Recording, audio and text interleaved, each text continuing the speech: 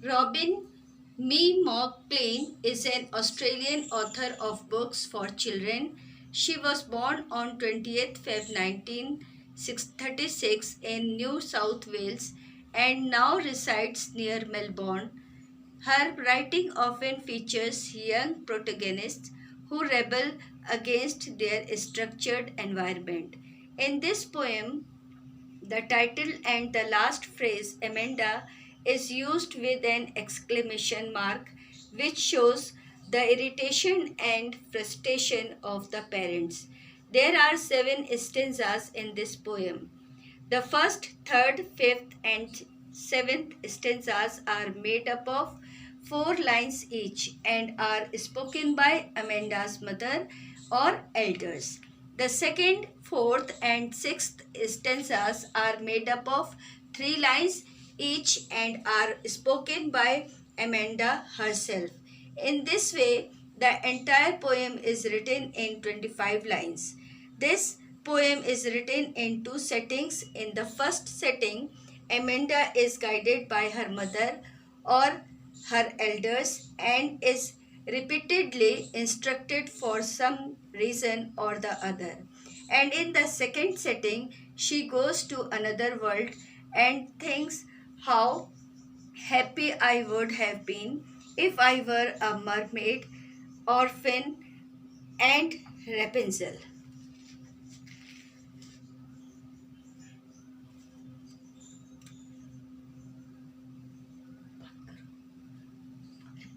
Don't bite your nails Amanda.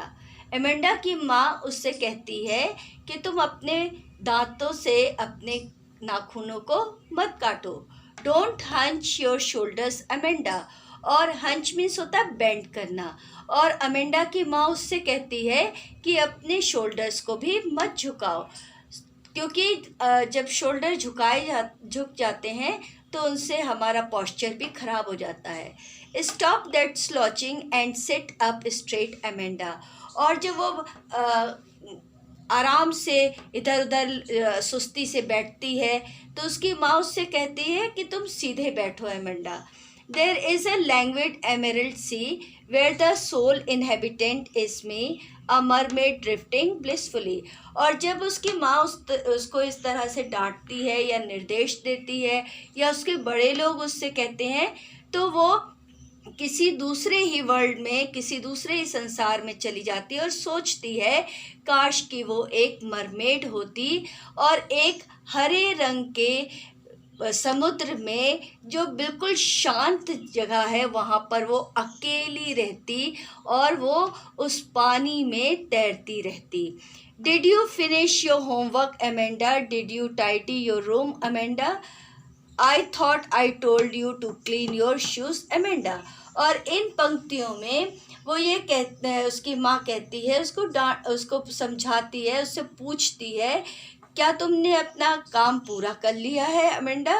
क्या तुमने अपने रूम को अच्छी तरीके से व्यवस्थित कर दिया है अमेंडा? और उससे मैं सोचती हूँ कि मैंने तुमसे कहा था कि तुम अपने शूज़ को, अपने जूतों को भी साफ़ कर लेना। और वो सारी बातें से सिखाती है जिससे कि वो अपनी चीज़ों की देखभाल कर सके, अपना काम समय से कर सके, अपने कमरे को भी अच्छे से रख सके। तो वो ये सारे मैनर्स उसको सिखाना चाहती है, इसीलिए वो उससे ये बातें कहती है। I am an orphan roaming the street.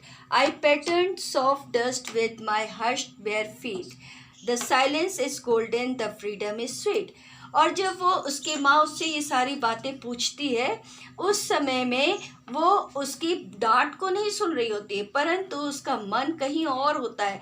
वो सोचती काश कि मैं एक अनाथ लड़की होती, ऑर्फन मीन्स अनाथ, और वो सोचती कि मैं एक अनाथ लड़की होती।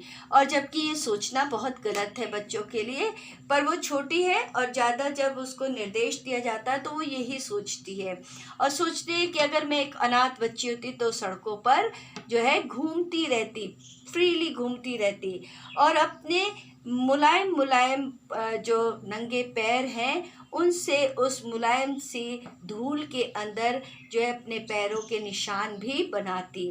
The silence is golden, the freedom is sweet. और वो बताती है उस जगह की जो शांत वातावरण है उसके लिए सुनहरा है, और जो उस वहाँ का जो फ्रीडम है, स्वतंत्रता है, जो उसको कोई रोक टोक नहीं कर रहा है, वो उसके लिए मीठी है।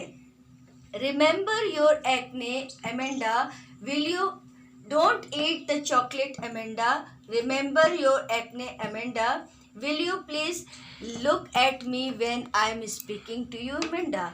और इन लाइन्स में जो है वो उसकी माँ उसको या उसके बड़े उससे कहते हैं जब वो चॉकलेट ज़्यादा खाती है कि तुम्हें चॉकलेट ज़्यादा नहीं खाना चाहिए, तुम क्यों इतनी चॉकलेट खाती हो, क्या तुम्हें याद नहीं है कि ज़्यादा चॉकलेट खाने से तुम्हारे पिंपल्स हो गए थे और तुम्हें काफ़ी दर्द हुआ था, तुमको बहुत परेशानी झेलनी पड़ी थी। और जब वो ये बातें सुनकर भी अपनी माँ की तरफ नहीं देखती है तो उसकी माँ उससे कहती, will you please look at me, क्या तुम मेरी तरफ देखोगी, when I am speaking to you, जब मैं तुमसे बात करती हूँ तब तुम मेरी तरफ देखोगी।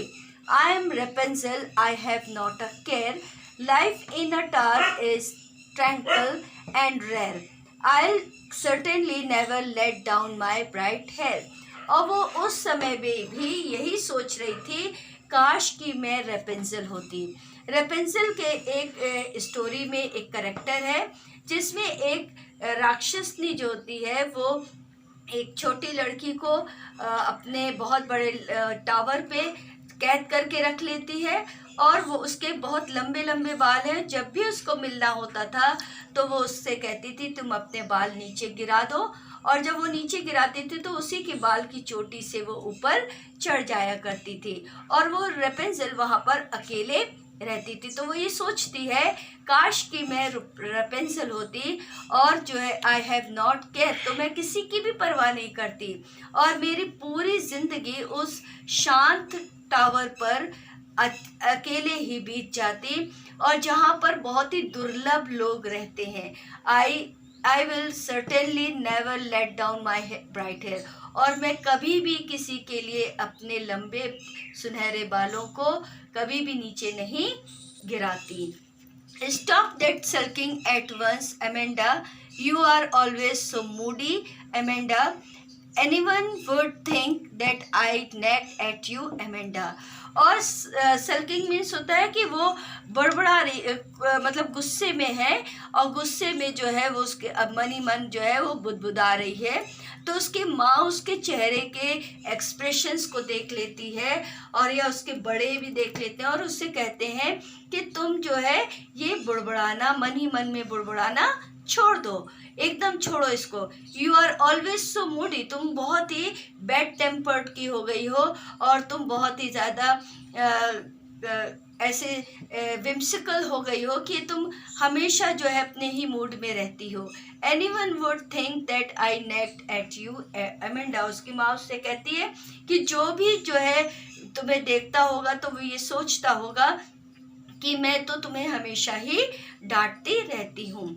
जबकि सारी बातों में उसकी माँ और उसके एल्डर्स जो थे वो चाहते थे कि वो एक अच्छी लड़की बने, वो समाज में जो है रहना सीख सके, समाज के तौर तरीकों को सीख सके, ताकि उसको कोई परेशानी ना हो। लेकिन पोइट्स ये कहना चाहती है कि पेरेंट्स को भी ये सोचना चाहिए कि अपने बच्चों को हर एक चीज़ सिखाएं, हर मैनर्स सिखाएं, हर चीज़ सिखाएं, लेकिन वो इतनी ऐसी तरीके से सिखाएं जिससे कि बच्चे जो हैं उसको अच्छे से सीख भी सकें, उनका उद्देश्य भी पूरा हो जाए और बच्चों को वो चीज़ बुरी भी ना लगे। और वो इस तरीके से, जैसे एमेंडा ने सोचा कि वो एमरल्ड सी में अकेली एक मरमेड की तरह रहती, या एक ऑर्फन की तरह होती, या रेपेंजल की तरह होती, ऐसे ना रहती। Now the question is, what is the rhyming scheme of this poem? Now the amenda, amenda, these are the same rhyming words. So we write here A. Straight is the different word, so we write here B. See me blissfully, are the same rhyming words, so we mark here CC. Now the rhyming word is of these stanzas are A, B, A, C, C, C. Same here, A, D, A, E, E. Because street, feet and sweet are the same rhyming words. Now Amanda, Amanda and Amanda. A, we mark here A. U is the different word, so we mark here F. Care, rare and hair are the same rhyming words, so we mark here G. Now the rhyming words of these stanzas are A, F, A, G. Now A, H, D. Sorry. Now the next question is, what are the poetic devices of this poem, Amanda? First is anaphora. Anaphora is in first and second line. Don't bite and don't hunch. Anaphora is a figure of speech in which words repeat at the beginning of the successive clauses, phrases or sentences. Second is assonance. Assonance is in second line. Don't hunch your shoulders. O, here O sound is prominent. Third is alliteration. Alliteration is in third line. Stop that slouching and sit up straight. Here S sound is being repeated. Fourth is metaphor. Metaphor is in fifth line. Emerald sea is a metaphor because here poetess has compared the green color of the sea with the green emerald. Fifth is allusion. Allusion is in seventh line. The word is mermaid, and you know that mermaid is an imaginary creature. Sixth is imagery, which is in drifting blissfully. Next is anaphora. Anaphora is in 8th and 9th line. Did you finish? Did you tidy? Next is repetition. Repetition is in 1st, 3rd, 5th and 7th stanzas. Here Amanda word is. Next is repetition. Repetition is in 1st, 3rd, 5th and 7th stanzas. Here Amanda word has been used repeatedly. Next is assonance. Assonance is in 11th line.